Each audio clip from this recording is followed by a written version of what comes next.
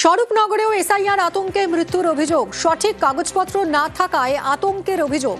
27শে December শুনানির পর থেকেই আতঙ্কে হৃদরোগে আক্রান্ত হয়ে মৃত্যুর অভিযোগ। 60 বছরের সুলতান সর্দারের মৃত্যুতে চাঞ্চল্য ছড়িয়েছে। উত্তর 24 পরগনার স্বরূপনগরের স্বরূপদা গ্রামের ঘটনা। 4-5 দিন আগে নোটিশ আসে, তো এসআইআর জন্য এবার সেই নোটিশ নিয়ে আব্বা যায়। যাওয়ার পরে ওখান থেকে বাড়ি এসি আব্বা ওই যে বিছানায় শুয়ে পড়লো, আব্বার আর তুলতে পারলাম না। মৃত্যুর কারণ একটাই হচ্ছে ওই এসআইআর টেনশন, ওই জিনিসটাই আগে দূর করতে হবে। আমার তো মনে হয় হয়তো মানুষ আমরা কেউ বাঁচবো না এমনি।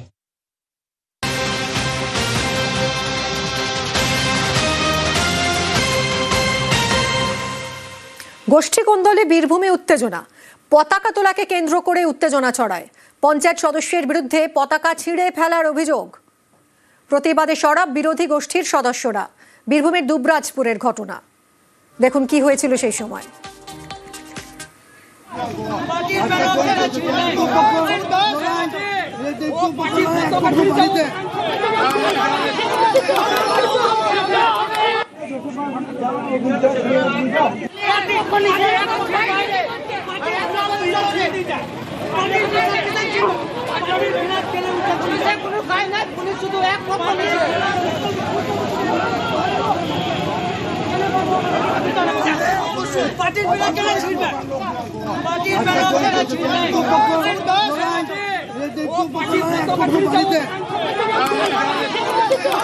গোষ্ঠীকোন্দলে বীরভূমে উত্তেজনা, পতাকা তোলাকে কেন্দ্র করে উত্তেজনা ছড়ায়। পঞ্চায়েত সদস্যের বিরুদ্ধে পতাকা ছেঁড়ার অভিযোগ। প্রতিবাদী সরব বিরোধী গোষ্ঠীর সদস্যরা। বীরভূমের দুবরাজপুরে এই ঘটনা ঘটেছে। পুলিশের হস্তক্ষেপে শেষ পর্যন্ত পরিস্থিতি নিয়ন্ত্রণে আসে।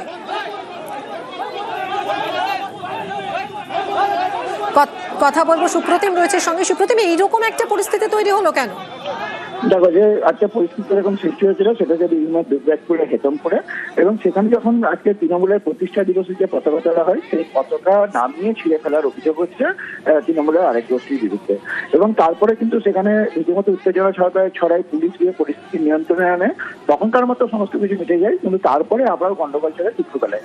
দুবরাজপুর থানাতে এক পক্ষ যখন ডেপুটেশন দিতে আসে তখন উপপ্রধানের গোষ্ঠী কিন্তু তারা সেই দুবরাজপুর থানার মধ্যে ঢুকে যায় এবং পুলিশ তাদের যখন বের করে দিতে যায় তখন কিন্তু উত্তেজনা ছড়ায়। পুলিশের সঙ্গে বাঘ বিতণ্ডা ধস্তাধস্তির মতো পরিস্থিতি তৈরি হয়, যথেষ্ট উত্তেজনা সেখানে। এবং তারপরে কিন্তু পুলিশ আরো অনেক পুলিশ আছে এবং পরিস্থিতি সামাল দেয়। তবে এই মুহূর্তে কিন্তু পরিস্থিতি নিয়ন্ত্রণে রয়েছে। ধন্যবাদ সুপ্রতিম।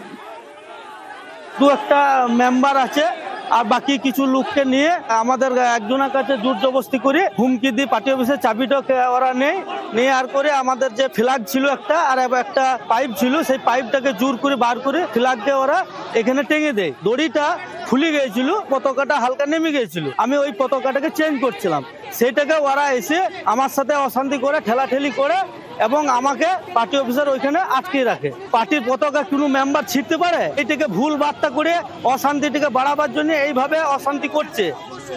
এখানে পতাকা আমরা তুলি, হঠাৎ করে আমরা দেখি একজন ব্যক্তি এসে পতাকাটা নামিয়ে দেয়। আমরা এসে দেখি পতাকা পড়ে রয়েছে, ছেঁড়া রয়েছে, সে পতাকা একটা নতুন পতাকা আনার চেষ্টা করি। আমি মনে হয় এটা কেন করলো, তোমার যদি মনে হয় যে আমরা একটা পতাকা তুলবো, তুমি আলোচনা করতে পারো, আসতে পারবে এক জায়গায় কেন আমরা যেখানে করছি। তাহলে ওরা বলতে চাইছে যে আমি দলের সবকিছু, এইটা প্রমাণ করতে চাইছে। সেটা প্রতিবাদে আমরা কিন্তু প্রতিবাদ করেছি। এর জন্য আমরা প্রশাসনকে সঙ্গে সঙ্গে জানিয়েছি। তিনি তো তৃণমূল করেন, তো অথচ পতাকা কেন নামালেন?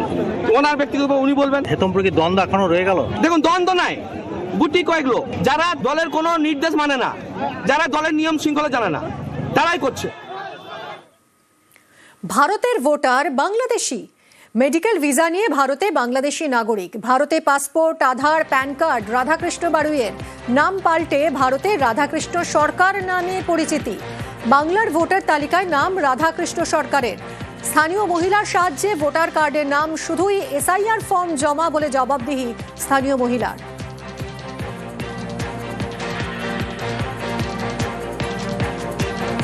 কারোর ভোটে নাম তুলে দিয়েছেন আপনি?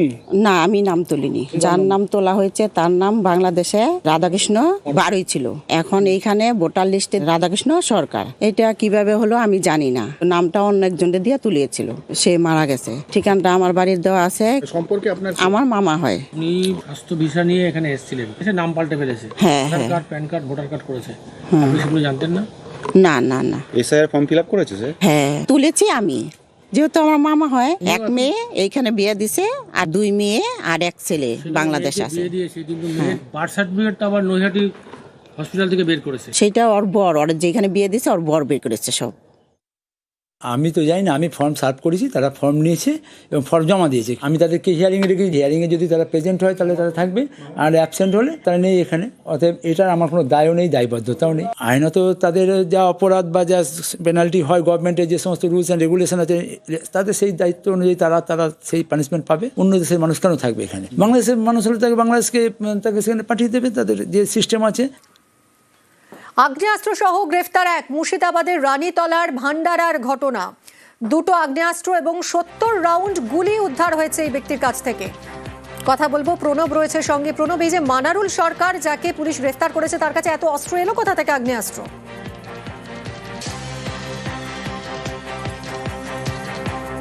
প্রণব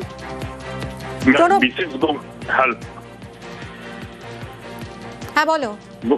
হ্যাঁ, রানীতলা থানার পুলিশ তোমার বিশেষ সূত্রে খবর পেয়ে এই পাম্প হাউসের মধ্যে অভিযান চালায়। তখনই কিন্তু 2টি আগ্নেয়াস্ত্র এবং 70 রাউন্ড গুলি কিন্তু উদ্ধার করে এবং মানারুল সরকার নামে এক ব্যক্তিকেও গ্রেফতার করে। এর যদিও বিভিন্ন অসামাজিক কাজকর্মের সঙ্গে জড়িত রয়েছে বলে প্রিভিয়াস রেকর্ড রয়েছে এবং একে আজকের লালবাগ মহকুমা আদালতে তোলা হয়েছে এবং 7 দিনে পুলিশ হেফাজতে হচ্ছে। তাকে নিয়ে এই ঘটনার সঙ্গে আর কে জড়িত রয়েছে, এতগুলো কার্তুজ সহ তোমার এই আগ্নেয়াস্ত্র কোথা থেকে পেল, সমস্ত কিন্তু তদন্ত করে দেখছে রানীতলা থানার পুলিশ। ধন্যবাদ প্রণব। বিশ্বস্ত সূত্রের খবর পেয়ে রানীতলা থানার টিম ভান্ডারাতে একজন জনৈক মানারুল সরকার যে বাড়ি সংলগ্ন যে পাম্প হাউস আছে সেখান থেকে একটা ডাবল ব্যারেল ইম্প্রোভাইজড গান, একটা সিঙ্গেল ব্যারেল ইম্প্রোভাইজড গান, 6 রাউন্ড 303 অ্যামিউনেশন এবং 64 রাউন্ড 12 বোর লাইভ অ্যামিউনেশন ওখান থেকে সিজ করা হয়।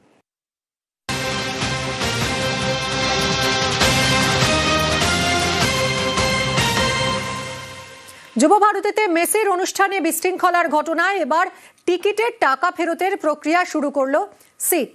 টাকা ফেরতের জন্য আদালতে পুলিশ। আর কি জানা যাচ্ছে, অনুপ রয়েছে সঙ্গে, জানাবে অনুপ। যুবভারতীর যে ইভেন্টের বিশৃঙ্খলা কাণ্ড এবং সেই টিকিটের টাকা ফেরতের কিন্তু ইতিমধ্যেই প্রক্রিয়া পুলিশের পক্ষ থেকে বা সিটের পক্ষ থেকে করা হলো। তার কারণ এই যে সিট গঠন করা হয়েছিল পরবর্তী ক্ষেত্রে তদন্ত করা হয় এবং দেখা যাচ্ছিল 22 কোটি টাকা কিন্তু পেশ করা হয়েছিল স্বতঃস্ফূর্ত অ্যাকাউন্ট থেকে এবং তারপরে এই টাকা কিভাবে আইনি ভাবে ফেরত দেওয়া যায় এই প্রক্রিয়া কিন্তু এখন সিটের পক্ষ থেকে নেওয়া ছিল। একাধিক আইনি পরামর্শ নেওয়া হয়েছিল এবং দেখা যায় যে 19 কোটি টাকা কিন্তু অনলাইনে টিকিট বিক্রি হয়েছিল এবং সেই টাকা কিভাবে ফেরানো যায় সেই প্রক্রিয়া যখন শুরু করা হয়েছিল এবং আইনি বেশ কিছু পরামর্শ নেওয়ার পরে আদালতে ইতিমধ্যে দ্বারস্থ হতে হতে সিটের আধিকারিকরা এবং সাধারণ মানুষের বা দর্শকদের টাকা 19 কোটি টাকার যে অনলাইনে টিকিট নেওয়া হয়েছিল, বিক্রি হয়েছিল, সেই টাকা কিন্তু ফেরতের এই প্রক্রিয়া শুরু করা হবে। তার আগে আদালতে দ্বারস্থ হবে সিটের পক্ষ থেকে।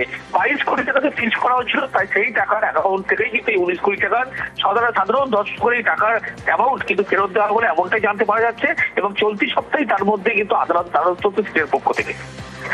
ধন্যবাদ অনুপ।